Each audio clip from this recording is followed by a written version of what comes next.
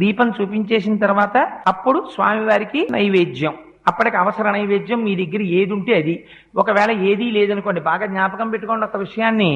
మీరు రాత్రి ఓ అరడజన అరటిపళ్ళు తెచ్చుకుని అందులో 2 తినేశారనుకోండి, మిగిలిన 4లో ఒక పండు నైవేద్యం పెట్టకూడదు, ఉచ్ఛిష్టం అవుతుంది.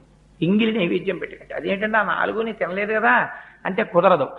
ఒకే అంచుకు వేలాడుతున్నటువంటి పళ్ళలో కొన్నిటిని మీరు తిని కొన్నిటిని నివేదన చేయడానికి వీలు లేదు. కానీ ఒక అరడజన అరటిపళ్ళు తెచ్చి 2 తుంపి పూజ గదిలో పెట్టి 4 పళ్ళు మీరు తింటే దోషం లేదు.